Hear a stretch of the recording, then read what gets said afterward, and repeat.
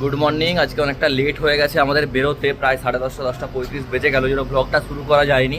ও শরীরটা একটু খারাপ থাকার জন্য রান্নাও আমাকে হাত লাগাতে হয়েছে, আজকে সব কাজকর্মে হাত লাগাতে হয়েছে। তো যাচ্ছি, দেরি হয়ে গেছে, অফিস যাচ্ছি, শুরু করছি ব্লগটা। দেখা যাক সারাদিন। ও বাজার যাওয়ার আছে, ফিরে এসে দেখাবে। ওর কাছে তো ওই তো ব্লগটা কন্টিনিউ করে, তো দেখাবে। সঙ্গে থাকুন, কেমন লাগছে ব্লগগুলো অবশ্যই জানাবেন। তো আসি, অনেকটা লেট হয়ে গেছে আজকে।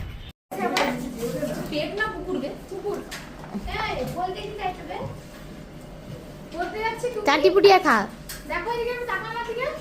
তাকাও আমার দিকে, তাকাও সোনালি, আমার দিকে তাকাও।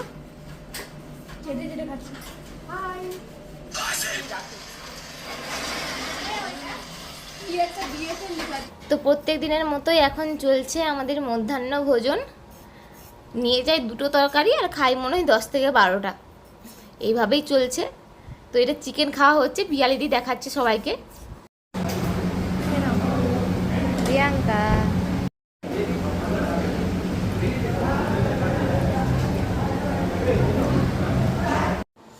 তো খাওয়া দাওয়ার পরে আবার খেতে গিয়েছি পাশের এক শোরুমে। ওখানে বিশ্বকর্মা পুজো হচ্ছিল, পুজোর আগের দিনেই হচ্ছিল, কারণ রবিবার ছিল। তো ওখানে খাওয়া দাওয়াটা সেদিনে সেরে নেওয়া হয়েছিল, ওখানে আমরা খেতে গেছিলাম। আর পিয়ারিদি ঠাকুরের কাছে চাইছে যেন কোনোদিনও ট্রেন না লেট করে। ট্রেনের ঝামেলায় বেচারি জর্জরিত। নষ্ট হয়নি, কে যেন হয়েছে হয়েছে খেয়ে মরে যাবে। আলু কোথায় ছিল? সারাদিন ব্লগ করে করে আলু কোথায় ছিল? হ্যাঁ,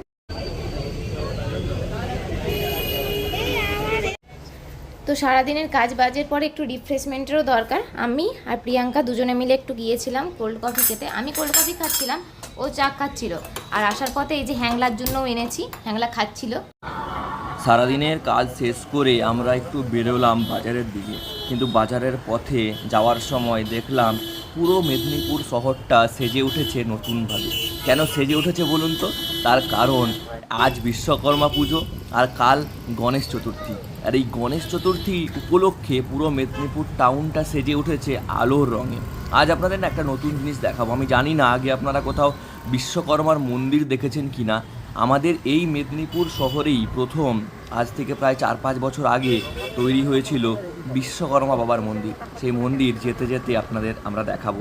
তো এদিন যাচ্ছিলাম বাজারে যাওয়ার পথে দেখলাম বেশ সুন্দরভাবে আলোতে সেজে উঠেছে মেদিনীপুর শহর। ওই দেখুন, ওই যে দূরে দেখা যাচ্ছে আলো, ওটাই হচ্ছে বিশ্বকর্মার মন্দির। বিশ্বকর্মা মন্দির সচরাচর সব জায়গায় অবশ্য দেখা যায় না, কিন্তু মেদিনীপুর শহরটায় আসলে আপনি সারা যে কোনো উৎসব, যে কোনো পুজো, যে কোনো হোক, সেখানে আপনি তার অনুভূতিটা পাবেন। আর একটা কথা কি বলুন তো, বিশ্বকর্মা পুজোটা এসে গেলেই যেন মনে হয় মা আসছেন, পুজো আসছে, এই ফিলিংসটা বিশ্বকর্মা পুজো থেকেই শুরু হয়ে যায়। তো কেমন লাগছে আমাদের ব্লগগুলো অবশ্যই আপনারা কিন্তু কমেন্ট করে জানাবেন। অবশ্যই কমেন্ট আসছে আপনাদের, সেই কমেন্ট দেখে ভালো লাগছে। আরও কমেন্ট পেলে অবশ্যই আমাদের আরও ভালো লাগবে। আপনাদের আগেই বলেছিলাম যে পুচকুটা আমাদের বাড়িতে এসেছিলো, তার অন্নপ্রাশন এই মাসের 27 তারিখ। তো ওই অন্নপ্রাশনের যে শপিংগুলো, কেনাকাটাগুলো না এখনও পর্যন্ত শেষ করা হয়ে ওঠেনি, মানে কিছু না কিছু বাকি থেকেই যাচ্ছে। তো প্রত্যেক দিনই একটু টাইম পেলেই আমাদেরকে আবার বাজারের দিকে যেতে হয়। তো এদিনেও গেছিলাম, ওই ছোটো পুচকুর জন্য একটা টাওয়েল আর একটা বাথ টাওয়েল ছিল, আর নর্মাল একটা ব্ল্যাঙ্কেট নেওয়ার ছিল, একটা ব্যাগ নেওয়ার ছিল, এবং খুচরো টুকটাক কিছু জিনিস নেওয়ার ছিল। তো একদম মলটা বন্ধ হয়ে যাওয়ার মুখে আমরা দুজন গিয়ে ঢুকেছিলাম। তো সেখান থেকে যা যা জিনিস নেওয়া যায় ওগুলো নিয়ে তারপর আবার বাড়ি আসবো। তো বাজার থেকে বেরিয়ে আবার ওখানে গেলাম কয়েকটা জিনিস কেনাকাটা করতে। সব কিছু কেনাকাটা কমপ্লিট এখনও হয়নি, হয়তো আরও বেশ কিছুদিন লাগবে এগুলো কমপ্লিট করতে।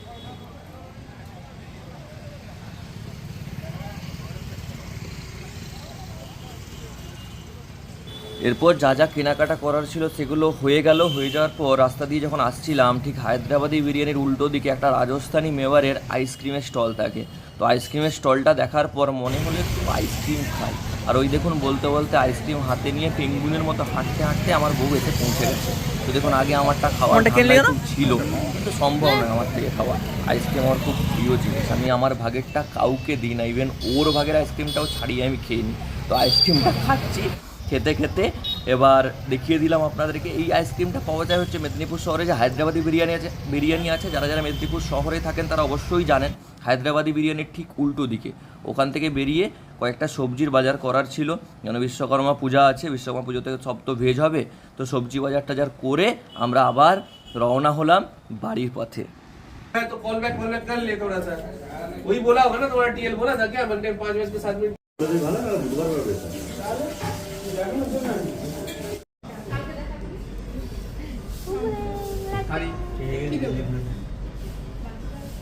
আমারটা তোমাকে কিমা এখানে শুভমের প্রসাদ রেখে গেলাম যে এই রাখা আছে কোনো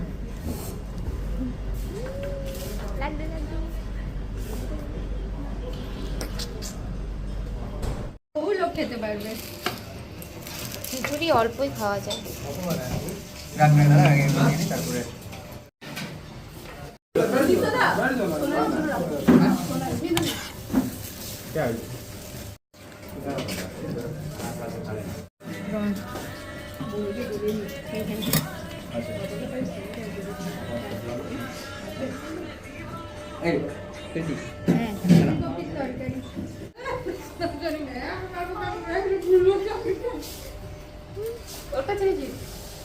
আমাদের ছেড়েছে, আমি একটু ঠিক আছে ও কাকু বলছে এ সারাদিন ব্লগ পরীক্ষাতে বসতে সেটা দিয়ে কি সুন্দরই লাগছিস তুই, এপাশে ঘুর, বলি এপাশে ঘুর। বাড়িতে বলি, এখানে আমি করি না। কাজের টাইমে কেন করবে, তুমি কে কোথায় খুঁজে করবে, ব্যাক অফিসে মাঝে মাঝে খাওয়ার টাইমটাই শুধু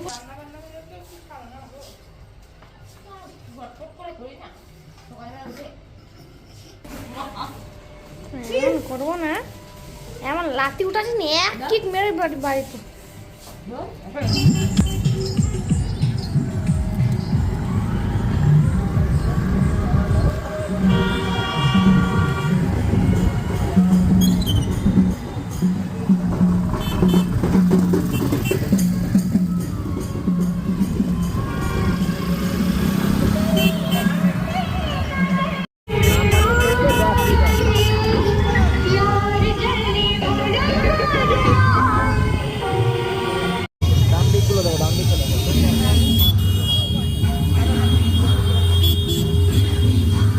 খুব বড় করে বিশ্বকর্মা পুজো হয়, তো ওটা দেখতেই আমরা ডিউটি থেকে বেরিয়ে দুজনে পৌঁছে গেছিলাম। তো যতটা সম্ভব দেখানো যায় সেটা আপনাদেরকে দেখালাম। এত পরিমাণ ভিড় ছিল, গাড়ি থেকে নেবে আর ভেতরে গিয়ে দেখাটা কোনোভাবেই সম্ভব হয়নি। তো আগের দিনের ভিডিওটা আর এদিনের ভিডিওটা দুটো একসাথে মিলে ব্লগটা রেডি করলাম। কেমন লাগছে অবশ্যই ভিডিওগুলো আপনারা জানাবেন কমেন্ট সেকশনে। যদি আমাদের ভিডিও আপনাদের ভালো লেগে থাকে তবে চ্যানেলটাকে অবশ্যই সাবস্ক্রাইব করে রাখবেন।